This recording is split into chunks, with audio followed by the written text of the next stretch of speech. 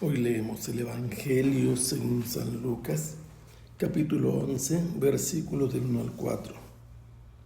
Un día Jesús estaba orando y cuando terminó, uno de sus discípulos le dijo: Señor, enséñanos a orar como Juan enseñó a sus discípulos.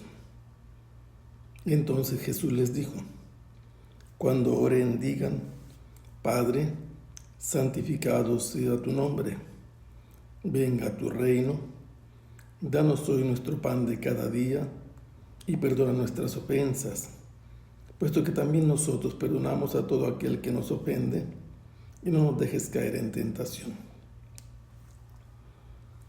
El evangelista San Lucas nos ha presentado a Jesús que va en camino a Jerusalén, que ha enviado primero unos discípulos para buscar alojamiento en una aldea samaritana y son rechazados y tienen que irse a otro lugar. Después envía a 72 discípulos a los lugares donde él pensaba ir y estos retornan contentos porque en el nombre de Jesús hasta los demonios los obedecen, y Jesús les dice que eso no es importante como que sus nombres sean escritos en el cielo. Inmediatamente después, Jesús alaba al Padre por sus planes sabios de ocultar las cosas a los entendidos e inteligentes y revelarlas a la gente sencilla. Después de esto, nos encontramos con que Jesús le dice a los discípulos que fueron a anunciar el reino y a quienes estaban con él, que estas cosas que ellos ven y escuchan las desearon ansiosamente reyes y profetas y no se les concedió.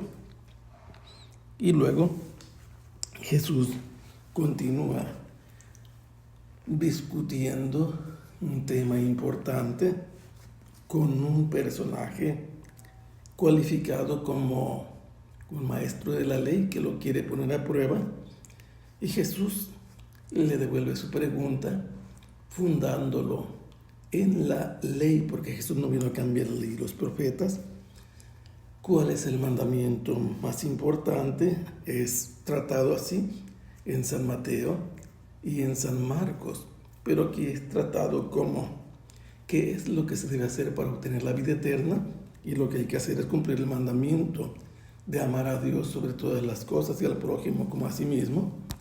Y cuando este hombre argumenta que quién es su prójimo, Jesús le cuenta la parábola del samaritano misericordioso. Y el relato nos presenta a Jesús que llega a un lugar en el camino donde él con su comitiva son recibidos por un par de hermanas, Marta y María. Y es enseguida que se nos cuenta que Jesús estaba orando.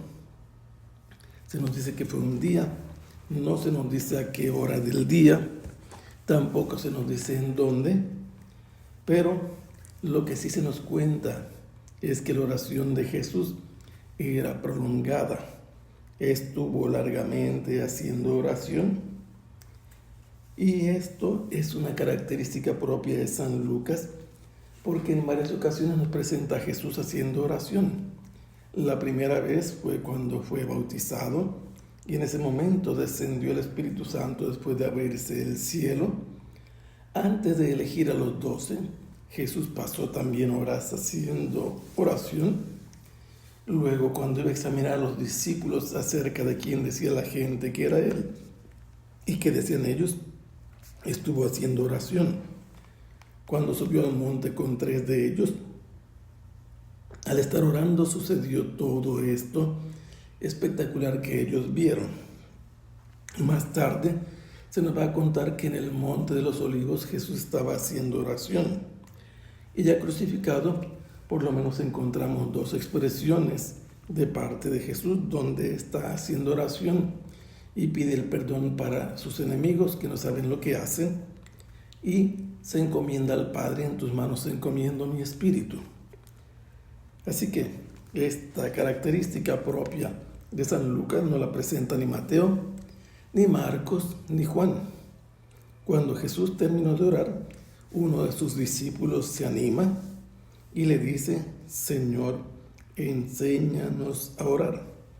Los discípulos lo han seguido como maestro y quieren también, viendo cómo Jesús hace oración, que Él también, además de llevarlos a anunciar el reino, les enseñe cómo dialogar con Dios. Y para motivarlo y de algún modo forzarlo, les dice cómo Juan enseñó a sus discípulos. ¿Y esto de dónde lo sacan?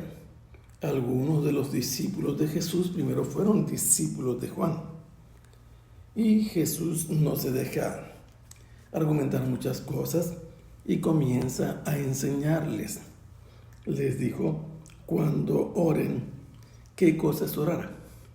Orar significa mover la boca, estrictamente hablando cualquier cosa, rezando, recitando, musitando, murmurando, gritando, se mueven los labios.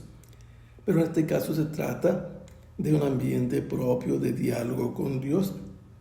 Y entonces Jesús les dice que ellos deben decir, en primer lugar, a quién dirigen su oración.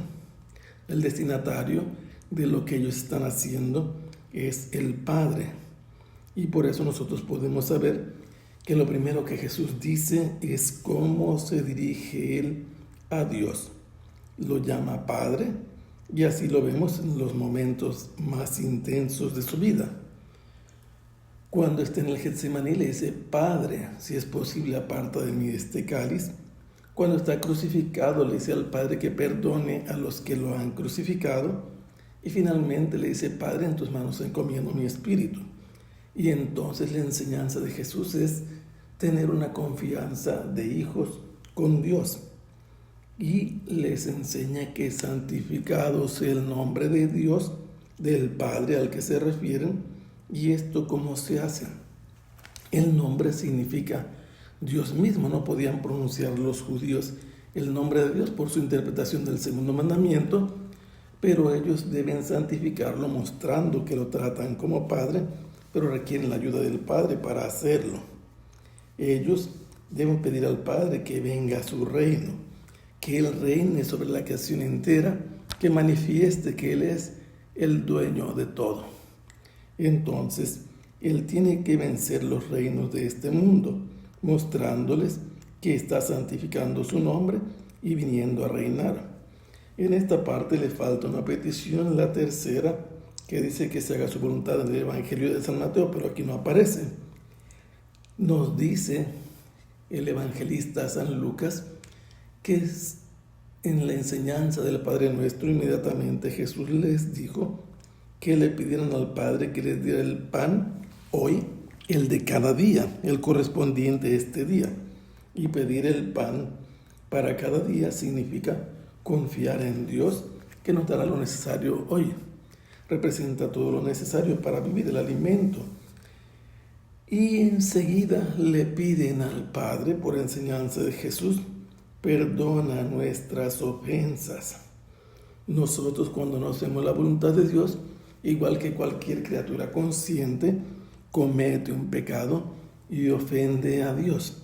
Cuando dice que perdone las ofensas, está pidiendo que perdone los pecados, los que ofenden a Dios y ofenden al prójimo, y agrega que también, como cada uno de los que hace oración en calidad de hijo está dispuesto a perdonar a quien lo haya ofendido, así se espera en la petición del Padre Nuestro que se obtenga el perdón con la disposición de querer perdonar al que haya ofendido, al que está haciendo oración.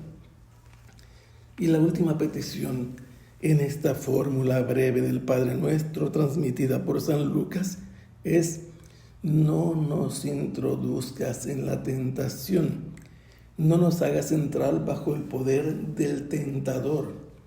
Es cierto que en unos momentos Dios pone a prueba al hombre para ver su fidelidad, para mejorar su fidelidad, como le pasó a Abraham en el caso de Isaac.